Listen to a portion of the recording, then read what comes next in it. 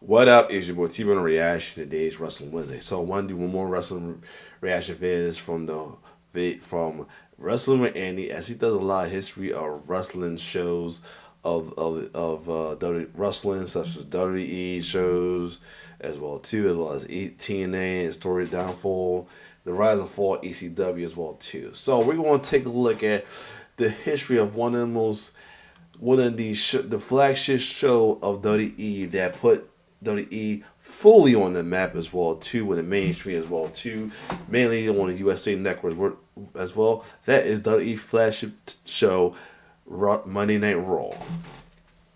Monday Night Raw has went through years of ups and downs as well too, including the infamous Monday Night Wars to go against Ted Turner's WCW's Monday Nitro. Being in another Monday Night War with TNA at one point as well too, as well as some downtime of being having been the not so great of the flagship show, being with their secondary show being the better show at time as well too. But either way, WWE Raw has definitely been this show to watch for Monday Night Raw or Raw's War or plain old WWE Raw has been the show to watch for WWE since the beginning of time, and still is to this day. Where it has some good or bad episodes, it definitely was have you glued to TV, and it will always have some memorable moments. So we're gonna take a look at the history of Raw from 1993 to present day. Let's get it. In a pre-90s era of wrestling, weekly television was never the focus. No, whenever you saw something on an episode of WWE Superstars or WCW Saturday Night, it was usually a basic squash match being used to set up a pay-per-view or a live event loop. But then things changed with the introduction of Monday Night Raw in 1993, a live weekly show which would rewrite the rulebook for how the industry would operate going forward. How would the story of Raw play out over the years with all of its ups and downs? Well, join us as we take a deep dive into the entire history of Monday Night Raw right now. It all began in 1993. That was when, as WWF was at one of its lowest ebbs, both creatively and financially, what with the golden era having only recently come to an end, and the steroid trial still being a major story, Vince McMahon decided to try and breathe some fresh life into his promotion. And the way he would do this would be by coming up with the idea of holding a 1-hour live weekly show named Monday Night Raw, live from the Manhattan Center in New York City. What was going to separate this from weekly television of the past? Well, for one, it wasn't just going to be a series of squash matches designed to build up bigger events, as most weekly TV had been before. Hold on a second. Across all wrestling companies. No, there was going to be regular important storyline advancement here, and with it being a live show, there was a definite sense that anything could happen while it was on the air. Sure, those early years would feature a lot of growing pains as Raw attempted to find itself, but even during this rough sketch period where it was figuring out what it was, there were some iconic moments to be found. Moments like the 1-2-3 Kids famous against all odds victory over Razor Ramon, or the Loser Leaves Town match between Ric Flair and Mr. Perfect. Hell, if you go back and watch those early shows now, well, it's certainly a far cry from the Monday Night Raw we have today, and while it's definitely spotty in its quality, there's a lot of charm to be found there with such an experimental show being held in such a small venue. Really, it's not too dissimilar from what you might see in something like a Game Changer Wrestling today. That said, for every positive there was... Oh my god, look at Raven as Johnny Polo right there. Well, he is Sky Flamingo, whatever. I think it was Johnny Polo. At least one negative, as with WWF never struggling more than they were business-wise. And the other guy, that I'm trying to figure which one is it. I think the one on the left is PCO, or... For every positive there was at least one negative, as with WWF never struggling more than they were business-wise at this time, they just couldn't seem to build any real momentum with this new concept. So that was why, pretty quickly, the idea of it airing live would be largely abandoned, with the show instead being pre-taped ahead of time. And this proved to be a major detriment to the show when WCW launched Monday Nitro in 1995 as a direct competitor and very quickly started stealing all the headlines. Sure, during those early months of the Monday Night Wars, Nitro and Raw would often be able to trade wins in the ratings, even if Raw was taped and Nitro was live. Right. But the gap in popularity would quickly grow in WCW's favor once the NWO was formed in the summer of 1996. Yes, we were now fully in the Monday Night Wars, and this would be a rough period for Vince McMahon, at least at first, because between 1996 and early 1998, Raw would be absolutely slaughtered by Nitro in the ratings. Obviously then, at a certain point, it became clear that something new was going to be needed in order to get some buzz back on WWF's side. But finding that new thing would prove to be easier said than done, because while Nitro was often running out of big arenas at this point, and was featuring some of the biggest stars the industry had ever seen, names like Hulk Hogan, Randy Savage, Sting, and Ric Flair, WWF's lull in business meant they were on occasion having to resort to film shows in high school gyms with a roster which was far lighter on star power. A roster which, Shawn Michaels and Bret Hart aside, was often pretty threadbare. But then something would happen which finally turned the company's fortunes around. As 1996 started bleeding over into 1997, Stone Cold Steve Austin started rising to the forefront. And while this wouldn't lead to a change in business right away, it would lead to Raw in 1997, arguably the creative peak of WWE's long history. Really, here was the point where things started to turn around, as with Austin's continued rise mixing in with things like the Bret Hart-Shawn Michaels feud and the great years people like The Undertaker and Mick Foley were having, it was clear there was a change in the air. Hell, it would be in 1997 that we'd get iconic Raw moments like Bret Hart shooting on Vince McMahon in the middle of the ring while a steel cage was being deconstructed around him. Frustrating, I got that word here. This is bullshit. Or Mick Foley reintroducing his most sadistic alter ego of Cactus Jack. And if that wasn't enough, it was also the year of Sunny Days driving a further wedge between the Hitman and the Heartbreak Kid, as well as it being the year of Stone Cold giving a stunner to his boss in front of a raucous Madison Square Garden crowd. Really, there was an energy to Raw here which it hadn't really felt before. It came across as the cool thing to watch all of a sudden. And this transformation into Raw being the cool show would be solidified by early 1998, as it was once the Austin-McMahon feud took off post-WrestleMania 14 that Raw would finally beat Nitro in the weekly ratings for the first time in 83 weeks. That's right, after being on the brink of going under in late 1997, WWF had managed to turn things around, and the content they were putting out on Raw every week was a large part of the reason for that. Seriously, at this point, the once struggling show had suddenly become the hottest thing for any wrestling fan to watch, as the antics of the Rattlesnake, D-Generation X, the Brothers of Destruction, and others became must-see TV. This was a time that you couldn't walk around a playground without hearing people talk about what The Undertaker and Kane had been doing the night prior, or what might be happening with The Rock the following week. Hell, it was The Rock who helped give us one of wrestling TV's greatest moments on the January 4th, 1999 episode of Raw when he dropped the WWF title to Mick Foley, all to the sound of one of the most catastrophic pops ever heard. And that would be only one of the many iconic moments on Raw during the Attitude Era. After all, who could forget about Stone Cold dousing the corporation with a beer bath, DX invading Nitro in a Jeep, the rise of the McMahon-Helmsley era, Austin versus Tyson, or one of the highest rating segments in wrestling history to this day, the This Is Your Life segment between Mankind I know it's the highest rating. Well, that's awesome. Rock. And things would only reach higher highs as 2000 came around, and the Attitude Era went from strength to strength, with The Rock spending much of that year at the helm on account of Steve Austin's absence to go get neck surgery. Sure, losing their top star could have been a disaster here for WWF, and could have easily seen WCW take the lead again, but luckily for them, Dwayne Johnson would prove to be just as popular as the Rattlesnake, if not more so. So well would things be going for Vince McMahon's company here, in fact, that come early 2001, it was clear that Raw had soundly beaten Nitro in the Monday Night Wars once and for all, and that was solidified when, in March of that year, Ted Turner's promotion was sold to Vince McMahon for pennies on the dollar, with this being announced to the world live on Raw via a now famous simulcast segment.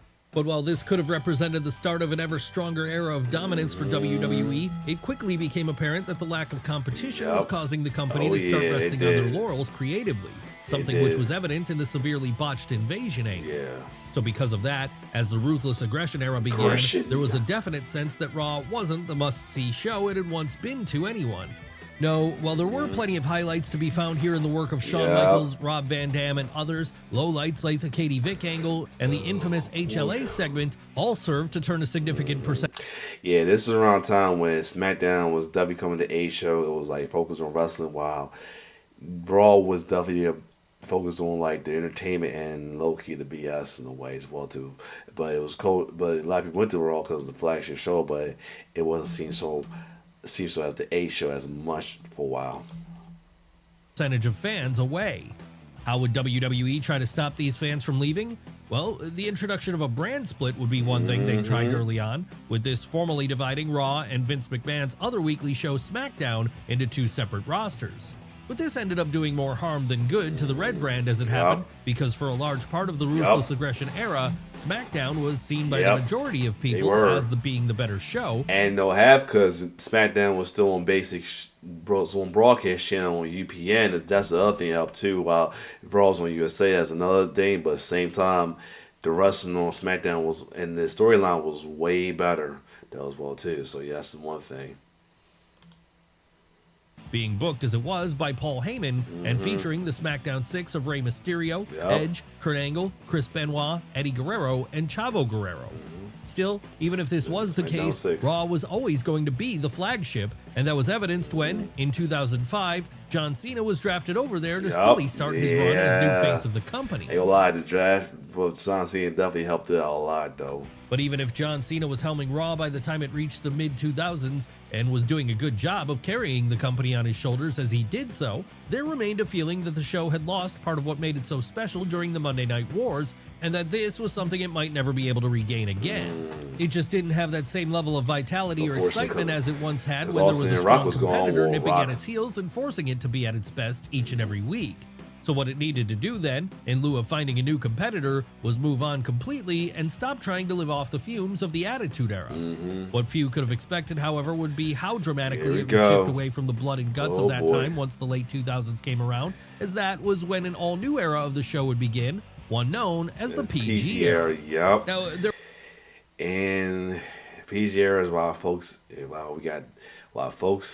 in the wrestling fans, especially the IWC, that either do not like baby faces and sadly hate kids and get a kick out of seeing kids cry and bring out the FT and the Bernie Mac FTK comment as well too, There are a number of reasons why WWE went PG in 2008, with increased sponsorships with children's toy brands being one, and Chris Benoit being the obvious other big one. But whatever the reasons, the results were the same, and those results were a show which was now going to be far more child and sponsor-friendly going forward. So because of that, fully gone were the days of people like Steve Austin cursing up a storm on TV, or wrestlers bleeding at every opportunity. And on top of that, gone were some of the racier angles which had captured the attention of young men so much during the turn of the millennium period. Was this a good move? Well, while to some fans it wasn't, the reality was something had to change about the show, as by then the late 90s had long since passed. Honestly, it's just the reality of having to evolve with the times. Different audiences are going to want different things during different time periods. What would this PG era entail? Well, in line with the kind of presentation the face of the company John Cena was putting out, things would get a lot more cartoonish again, as they had during the mid-90s when Raw was first starting. And as you might expect, this angered a portion of young males who had first been introduced to the show during the Monday Night Wars. Yes, while it certainly was effective for kids, this was really the true start of Raw's downfall for a while there. And a large part of the reason for that was a series of botched big storylines which ended up doing more to upset people than to engage them. We're talking about things like the unintentional comedy that was $1 Million. That shit was just ridiculous. Mania here. A segment in which Vince McMahon got rickrolled on live TV at one point. And not just that either. No, there was also the infamously bad anonymous Raw general manager. Again, flashback of the dark times of WWE, man. Being a go-ho WWE fan, you look back at this stuff, it just hurts you.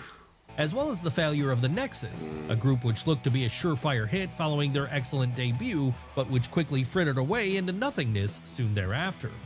But even if that was the case, and the show was struggling to keep a lot of older fans invested, it still managed to maintain a strong enough audience to get decent TV ratings on a weekly basis. Even if that audience... Regardless, it did turn off the TV because I don't want to help with it because I kept watching. I mean, because we wanted to be gung-ho and all in, pun intended, with WWE as well, too, now, I mean, and two, as well as only known show, TNA was cool with competition, but then it started bouncing to different channels. It was hard to keep up with it. And Ring of Honor, you know when it came on as well too. So that was another thing. So, and in New Japan, you had to have the hookup to watch it until the end that Vira came in. It still was like some extra money for that, but that's another story. Was now starting to dwindle. And again, then, because the audience was starting to fall. And then Lucha Underground was El Rey, and every cable company didn't have El Rey, and then not knowing that you watch on YouTube at the time either. So that's another thing. Vince McMahon was forced to constantly try out even more new ideas in order to get people back on board. RP Jerry Springer and Pete Herman. Like with those we mentioned a moment ago, few of those ideas proved to be hits with fans. Though things like the guest host era of Raw ended up being a bit of a wash, as most people saw it as being a distraction from the actual thing they wanted to see. Too much of a focus on ratings grabs and not enough of a focus on the wrestling Facts. show. And when it came to Raw, including them bringing in legends and stuff, it was like they gave up on their current roster. That's the other thing. If it shows that you have any faith in your current roster, then that's not a good thing. That's another thing that's not good. If you gotta rely on celebrities and nostalgia, that's gonna show to fans that you're not gonna care about your current roster, and that's not gonna give a good outcome either as well. Expanding to 3 hours in length in 2012, well, that proved to be a breaking point for even some of the most hardcore fans, as being asked to devote that much time every week to a show they weren't fully in love with anymore felt like way too much, 2 hours, especially when SmackDown was also still technically on the air.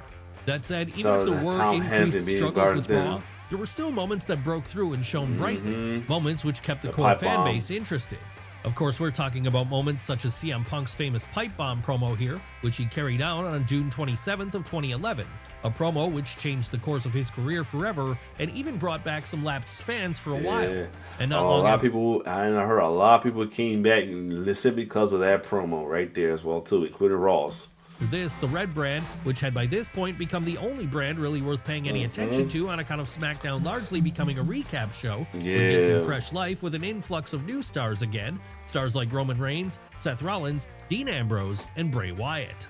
But for as much as those new stars helped to keep things going, there was also a general sense amongst fans that this was a period in the show's history where things were becoming too reliant on stars of the past, with shows like Raw Legends Night, or Old School Raw becoming an all too common occurrence as names like DX and Steve Austin were brought out to steal the attention away from the current day names.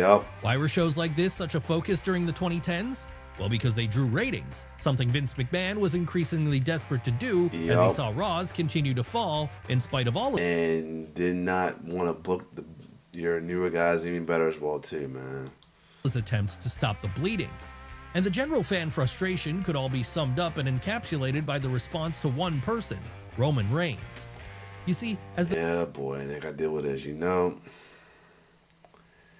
Yeah, it's so sad that fans were the way they were towards this dude, man. It's not even funny, yo.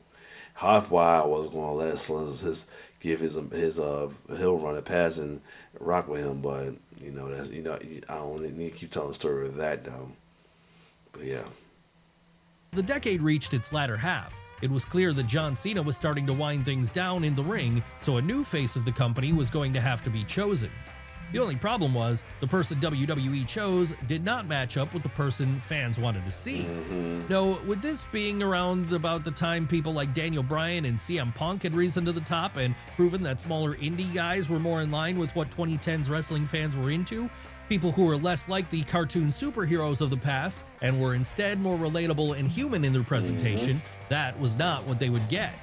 Sure, some of these guys would get pushed, but for as much as fans protested during things like the Yes Movement, the more traditional mold of WWE superstars would always be pegged a level higher. And that was never clearer than with Roman Reigns. That said, despite it not being a popular move at the time, pushing the big dog did make a lot of sense in a lot of ways, and it didn't have to be a bad idea. After all, Roman Reigns was very talented and charismatic, something he's shown us all too well in recent years. And even if he got his foot on the door on account of his family ties, it wasn't like that was a negative against him. Of course not. No, there was no law saying someone had to graft on the indie circuit for 10 years before making it to WWE. The real problem with him back then, though, was the way he was being presented, with this making him come across as a lot less like Bret Hart and a lot more like Lex Luger, dooming him for failure right from the start.